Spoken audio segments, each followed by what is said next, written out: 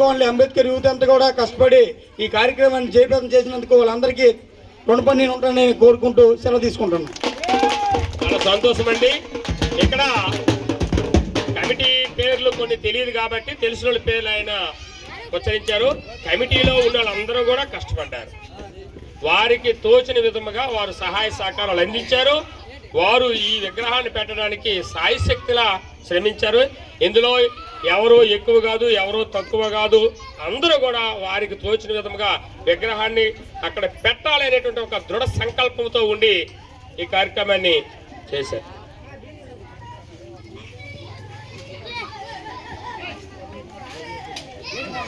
తరువాత మరి మన మండలానికి సంబంధించినటువంటి ఎక్స్ జడ్పీటీసీ పెందిరి శివాసలం గారు వచ్చి రెండు మాట్లాడవలసిందిగా కోరుతున్నాం.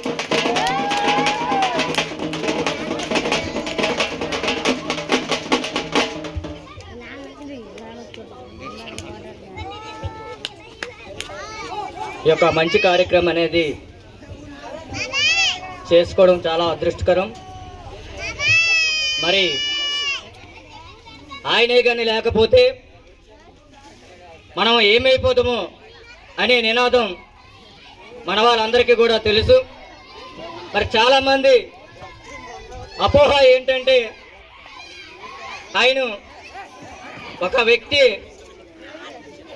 కులానికి చెందిన వ్యక్తినని. కానీ చాలా మంది చదువుకున్న విద్యార్థులు ఆయన అందరవాడు అంటారు. అందరవాడు అంటే ప్రతి ఒక్కరికి కూడా ప్రతి దాన్ని కూడా హక్కుల్ని ఏ విధంగా ఉండాలి, ఆ హక్కు అనేది డాక్టర్ బిఆర్ అంబేద్కర్ ఆలోచనతోనే వచ్చిందని చెప్పి కూడా సమాజం బాగుపడాలి, మనం బాగుపడాలి, వ్యక్తులు బాగుపడాలి అనే ఆలోచనతో ముందుకొచ్చినటువంటి డాక్టర్ బిఆర్ అంబేద్కర్. అందుకు రాజ్యాంగ మేధావి కాబట్టి అందరితో పోటీ పడి ఎన్ని ఒడిదొడుకులు ఎదిగినా ఏదైనా సరే తన ఆలోచన లక్ష్యంతో ఈరోజు చదువుతో సాధించాడు. అలాగే ప్రతి ఒక్కరికి కూడా చదువుకోవాలి, విజ్ఞానవంతులు అవ్వాలి, మేధావి శక్తులు కావాలని ఒక రాజ్యాంగాన్ని నియమించారు. ఆ రాజ్యాంగంతో పాటు వ్యక్తి ఏ విధంగా ఆయన హక్కులు ఏ విధమైన హక్కులు తెచ్చుకోవాలనేది ఒక ఓటుకుతోనే సమాధానం చెప్పారు. అదే కానీ లేకపోతే మనం ఏమైపోదాము. అవునా కాదు సోదరులు అందరూ కూడా ఆలకించాలి. కాబట్టి ఇది ఒక్కరికి అనవర్గాలకు కాదు, ప్రతి ఒక్క జాతికి సంబంధించింది. ప్రతి ఒక్కరు కూడా ఆలోచించాలి. కాబట్టి మరి ఆయన గురించి ఎంత మాట్లాడుకున్నా తక్కువే. కాబట్టి కొన్ని విషయాలు గ్రామంలో జరిగినటువంటి కొన్ని విషయాలు చెప్పదలుచుకున్నాను. అయితే ఈ యొక్క కార్యక్రమానికి గ్రామ సర్పంచ్ గారు అలాగనే మిగతా ఉన్నటువంటి మా పెద్దలందరూ కూడా సహాయ సహకారాలు అందించారు.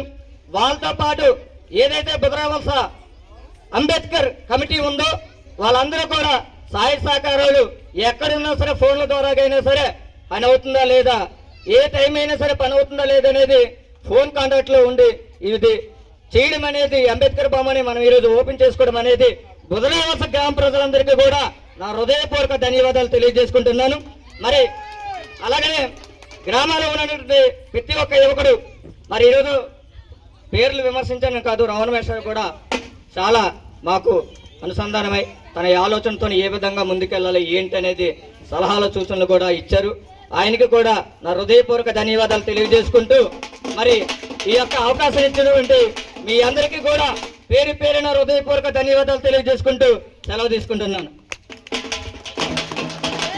చాలా మంచిదండి, చాలా చక్కని విషయాలు చెప్పారు. ఇప్పుడు మన మధ్య ఉండేటటువంటి జిల్లా అధికార ప్రతినిధి రేగుల లక్ష్మణరావు గారిని మాట్లాడవలసిందిగా ఆయన సాదరంగా ఆహ్వానిస్తున్నాం.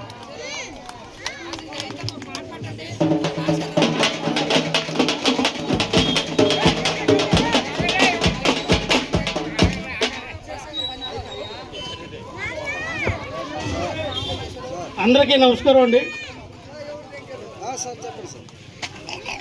వేదిక మీద ఉన్నటువంటి మరి పెద్దలు, ఈ ఊరు సర్పంచ్ అయినటువంటి సారికి తమ్మినాయుడు గారు, అలాగే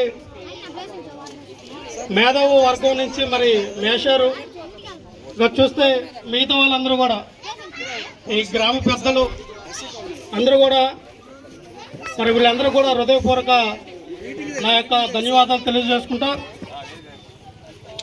ఒకసారి అందరూ కూడా జై భీమ్ అనండి. జై భీమ్, జై భీమ్, జై భీమ్, జై భీమ్, జై భీమ్, జై భీమ్. జై భీమ్ అంటే జై అంటే వర్ధిల్లని అర్థం, భీమ్ అంటే జ్ఞానం, మనకున్నటువంటి తెలివితేటలు. జై భీమ్ అంటే జ్ఞానం వర్ధిల్లో అని అర్థం. అందరం కూడా ఎక్కడికి వెళ్ళా డాక్టర్ బిఆర్ అంబేద్కర్ గారిని మనం స్మరించుకున్నప్పుడు జై భీమ్ అంటాం. జై భీమ్ అంటే జ్ఞానం వర్ధిల్లో, అంటే అంబేద్కర్ ప్రపంచ మేధావని మనం కొనియాడుతూ ఉంటాం. 64 డిగ్రీ పట్టాలు ఆయన ఈ ప్రపంచంలో ఏ దేశానికి లేనటువంటి ఒక గొప్ప రాజ్యాంగాన్ని మన భారతదేశానికి అందించినటువంటి మహా నాయకుడు. చాలామంది అంటారు డాక్టర్ బిఆర్ అంబేద్కర్ గారు కేవలం మాలమాదిగులకు మాత్రమే రిజర్వేషన్ రాశారు, కేవలం మాలమాదిగులు మాత్రమే రిజర్వేషన్ రాశారని ప్రసారం చేస్తూ ఉంటారు. కానీ ఇది చాలా తప్పు. రిజర్వేషన్ అనేది మాలమాదిగులకు కాదమ్మా. రిజర్వేషన్ అనేది ఇక్కడ యావత్ భారతదేశంలో ఉండేటువంటి అన్ని తెగల వారికి, అన్ని భాషా ప్రాంతాల వారికి, అన్ని రాష్ట్రాల్లో మన దేశంలో ఉన్నటువంటి 29 రాష్ట్రాల్లో ఉన్నటువంటి ప్రజలందరూ కూడా సమానమైనటువంటి హక్కులు. మనుషులందరూ సమానము, ఒకరు పెద్ద ఒకరు చిన్న అని హెచ్చు తెగులేవు. స్వేచ్ఛ, స్వతంత్రము, సమాన హక్కులు కలిగించినటువంటి గొప్ప మహామేధావి డాక్టర్ బిఆర్ అంబేద్కర్.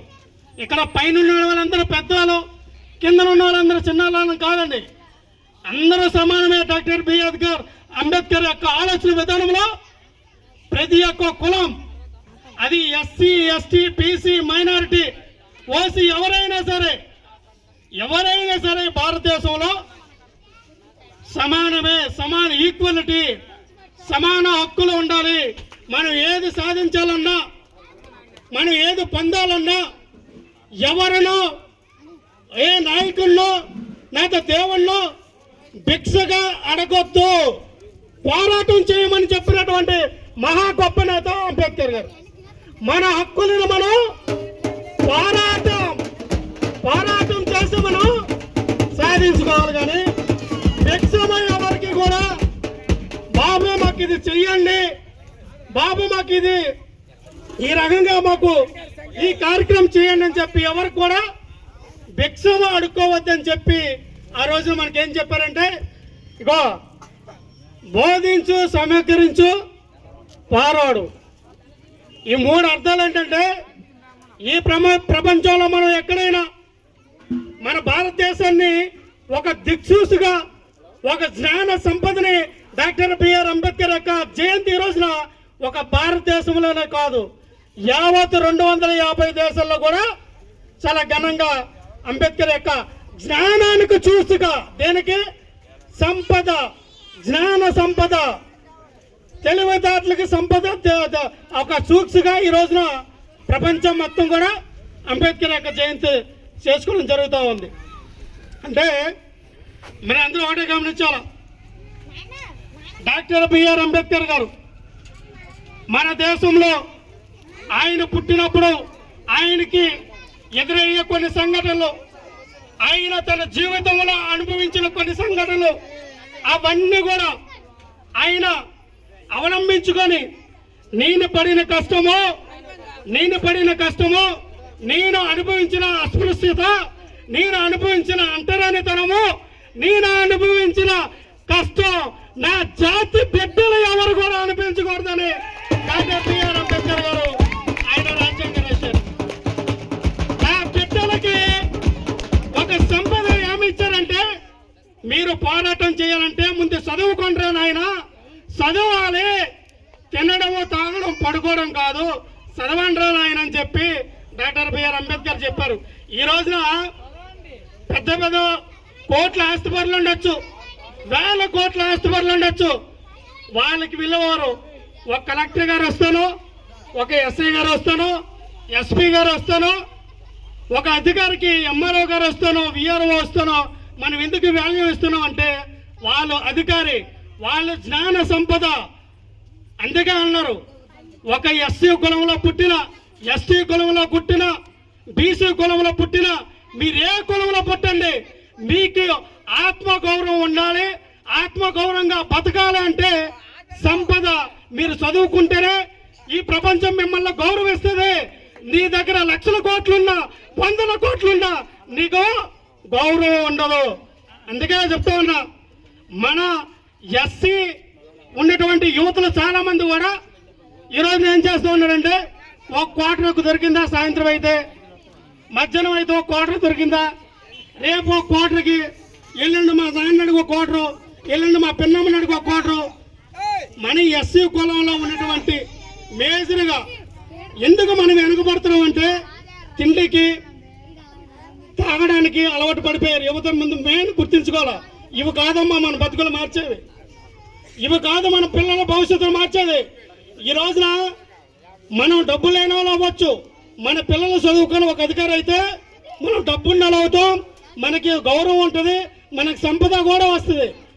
కానీ చాలామంది మన పిల్లల్ని స్కూల్ మానిపించడం, కాలేజీలో మానిపించడం, ఏమంటే చదువుకోవడానికి డబ్బులు లేవయ్యా, ఉపాధ్యాయుల పనికి పంపించడం, మా అబ్బాయిని చదవడానికి డబ్బులు లేవు, మా అమ్మాయిని స్కూల్ పంపించడానికి డబ్బులు లేవు అని ఏవో చెప్తూ ఉంటాం.